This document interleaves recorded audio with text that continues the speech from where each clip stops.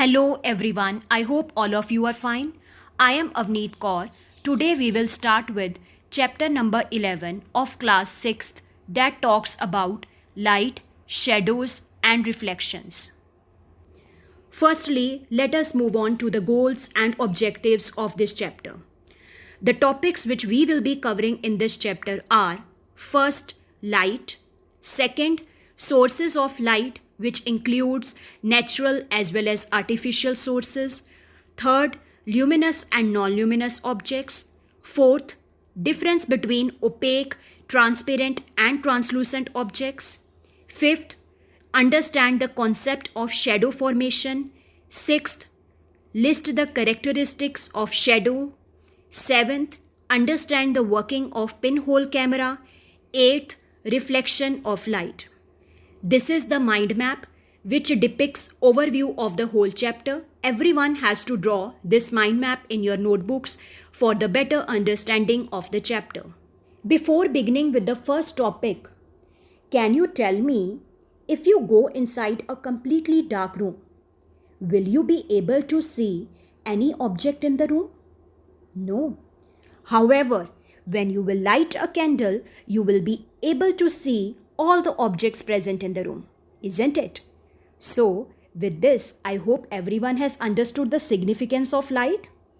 It is only because of the light that we can see the objects around us. When light falls on objects, the reflected light reaches our eyes, which enables us to see all the beautiful objects around us.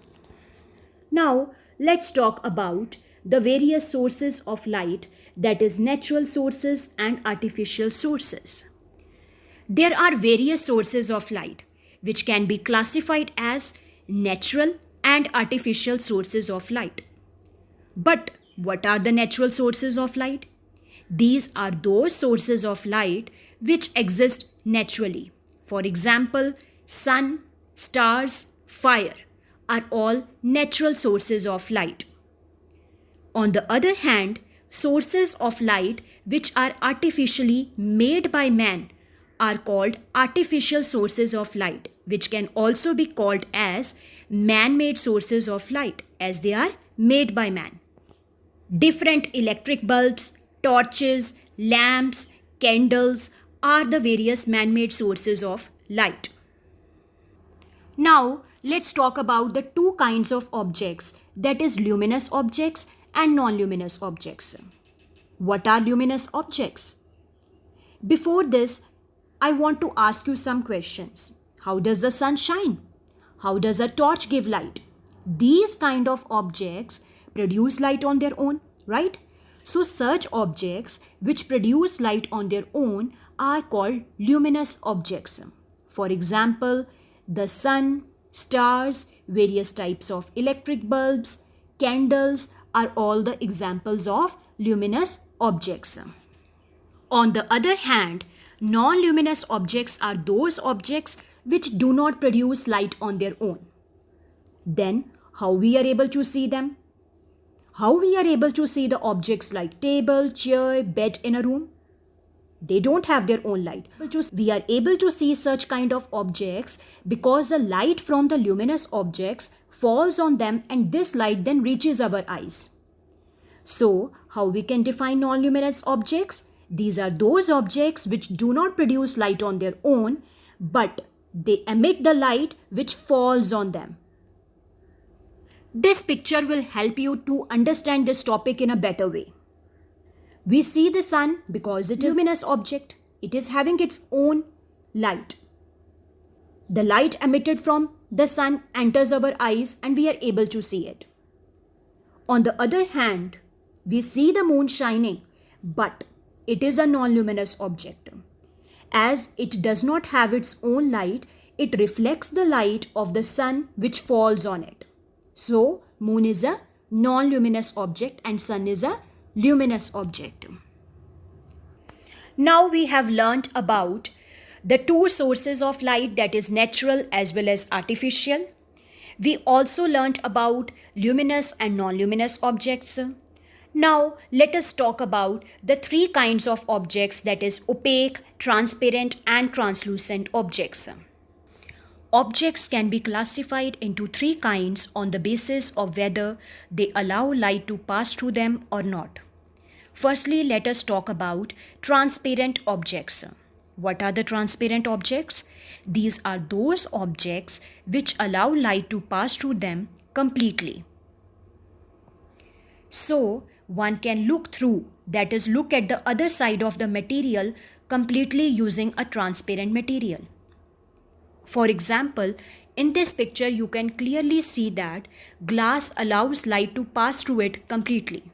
So glass is a transparent object. Moving on to the translucent objects, these are those materials which allow light to pass through them but partially. The other side of the translucent material will always appear hazy. Frosted glass, butter paper are some of the examples of translucent materials. If we talk about opaque objects, what are the opaque objects? These are those materials which do not allow light to pass through them at all. For example, books, pencil, eraser, wood, these all kind of the objects can block the light completely, so such kind of objects are opaque objects. Now we have learnt about the three kinds of objects on the basis of whether they allow light to pass through them or not.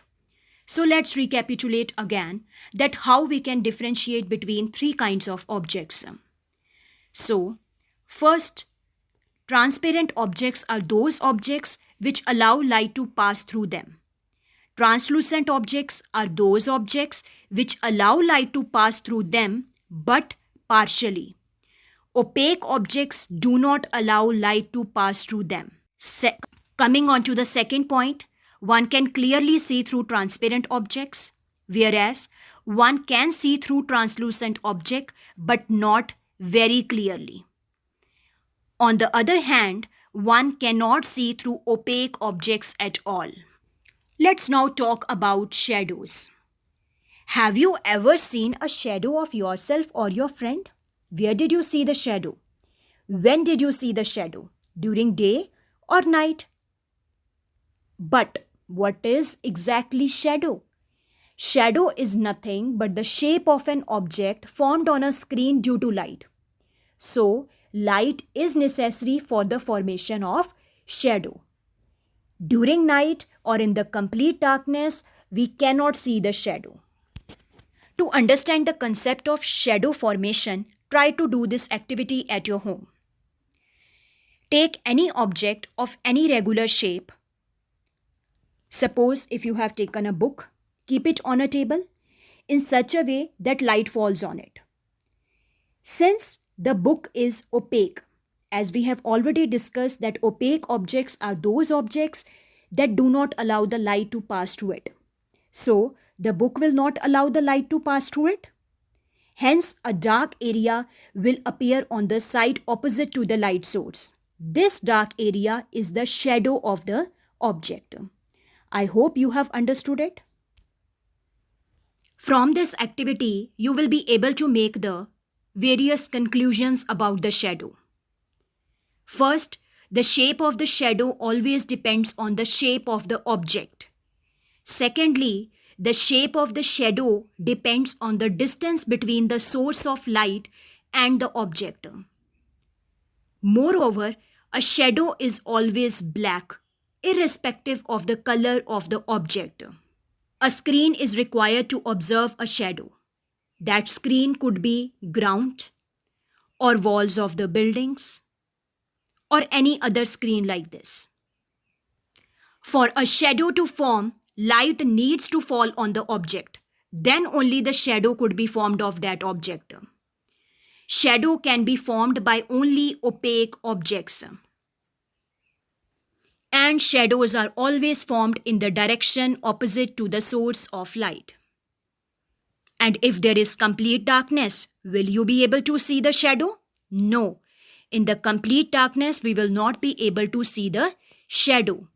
So from this, what we concluded? That for the formation of the shadow, light is necessary, opaque object should be there, and a screen should be there on which the shadow could be formed. In this video lecture, the topics which we have covered are light and its importance, sources of light, that is natural as well as artificial. Then we talked about luminous and non-luminous objects. Also, we discussed about the formation of shadows and transparent, translucent and opaque objects. The rest of the topics will be covered in the next video lecture. Thank you.